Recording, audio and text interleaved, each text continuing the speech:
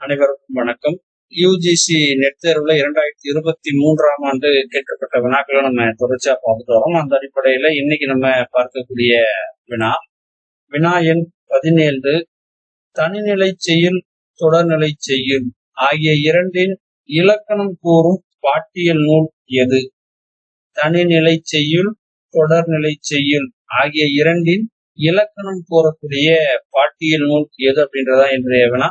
இந்த வினாவிற்கான தெரிவுகளை பார்க்கலாம். Option A வரையறுத்த பாட்டியல், ஆப்ஷன் பி நவநீத பாட்டியல், ஆப்ஷன் சி சிதம்பர பாட்டியல், ஆப்ஷன் டி பன்னிரு பாட்டியல். இந்த வினாவிற்கான விடை குறிப்புக்குள்ள போகலாம்.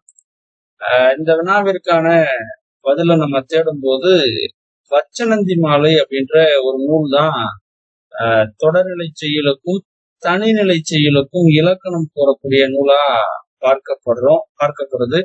அந்த அடிப்படையில பார்க்கிறப்போ தொடர்நிலை செய்யுள்னா என்ன அப்படின்னா காப்பியம், அந்தாதி, இது எல்லாமே பொருளாலும் சொல்லாலும் தொடர்ந்து வரக்கூடியதான் தொடர்நிலை செய்யுள். தனிநிலை செய்யுள் அப்படின்னா உலா, மடல், பிள்ளைத்தமிழ், தூது, இதுதான் தனிநிலை செய்யுள். அப்ப கீழே கொடுத்துருக்காங்க பாருங்க, பன்னிரு பாட்டியலுமே தொடர்நிலை செய்யுளையும் தனிநிலை செய்யுள் பற்றிய இலக்கணத்தை பதிவு செய்யக்கூடிய நூலா பார்க்கப்படுது. அப்ப இந்த இடத்துல அந்த தெரிவுகள்ல வச்சனந்தி மாலை இடம்பெறல, பன்னிரு பாட்டியல் தான் இடம்பெற்றிருக்கு. அப்ப இந்த வினாவிற்கான பதில் பன்னிரு பாட்டியல் அப்படின்னு நம்ம தெரிஞ்சுக்கலாம். வினாவோட பார்க்கலாம். தனிநிலை செய்யுள் தொடர்நிலை செய்யுள் ஆகிய இரண்டின் இலக்கணம் கூறக்கூடிய பாட்டியல் நூல் எது அப்படின்றதா இன்றைய வினா. இந்த வினாவிற்கான பதில் ஆப்ஷன் டி பன்னிரு பாட்டியல். நன்றி.